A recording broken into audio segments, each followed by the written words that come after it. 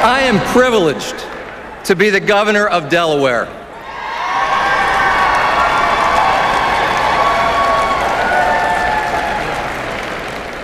Home to America's Vice President and our favorite son, Joe Biden.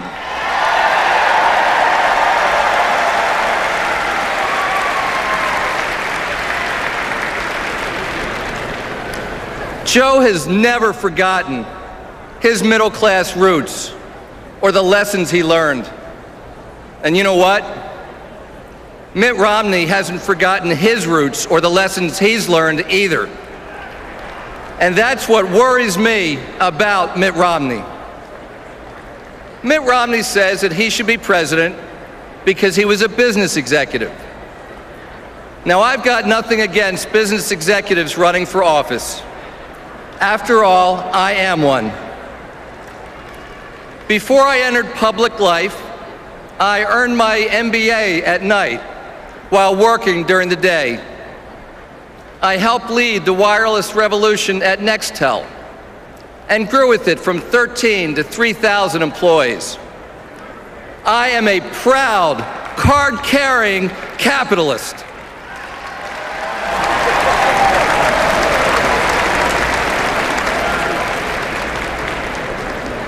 And make no mistake, I believe in private equity, which helped back Nextel. But as someone who has been a businessman and a governor, let me level with you.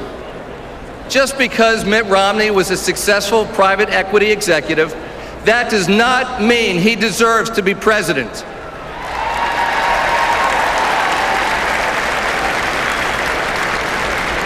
Because when you move from business to government, what matters are the lessons you learn and what those lessons say about your priorities.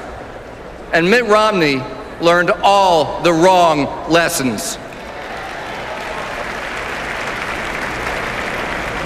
As an executive in private equity, Mitt Romney's focus was on the bottom line. And that makes sense. His constituents were his financial shareholders. When he closed factories and sent jobs overseas, it was to benefit his shareholders. That was his job, and he was good at it. But when you're a governor or the president, it's different. Your shareholders are teachers, construction workers, and hardware store owners.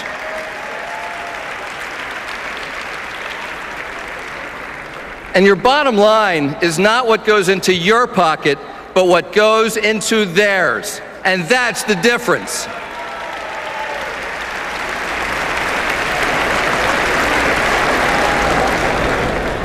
When your constituents are your financial shareholders, perhaps it makes sense to take control of a company, suffocate it with debt, and get rid of the workers' pensions.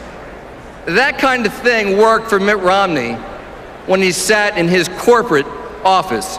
But it won't work for the country if Mitt Romney is sitting in the Oval Office.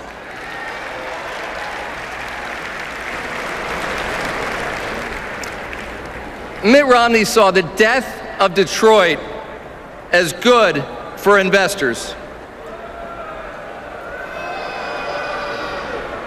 He couldn't see what the auto industry meant for the millions of middle-class families who depend on those jobs. And Barack Obama, he immediately understood what was at stake. He saw saving the auto industry as good for his shareholders, the American people.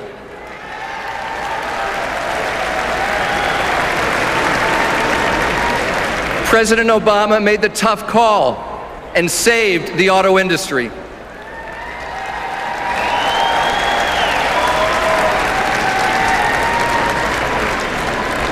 Now, luckily, we have a choice, a clear choice in this election. President Obama understands that while government alone cannot create jobs, it sure can create an environment for companies to grow and invest and hire. And that's why President Obama has a plan to create jobs and build a strong economy to last. And you can read it for yourself at barackobama.com/plan.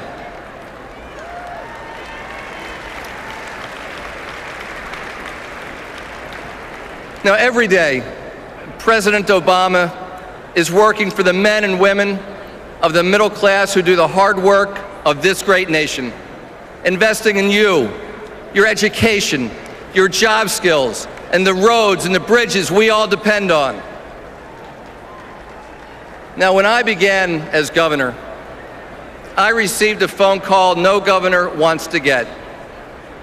One of our top employers, a refinery, was planning to shut down and lay off all the workers. In fact, they did just that. And days after the plant closed, I visited the workers. And I could see in their eyes that they were not ready to quit, and I promised that I would fight for them.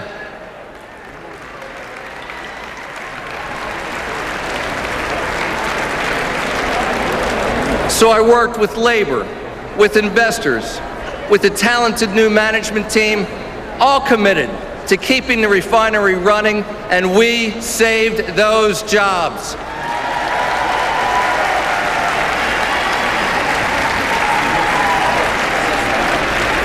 You see, my shareholders were those refinery workers, and I had to deliver for them. Now let me ask you, what do you think Mitt Romney would have done if that call came in? Well, Mitt Romney already told us what he would do. Mitt Romney says he likes to fire people. And Barack Obama, he likes to see people hired.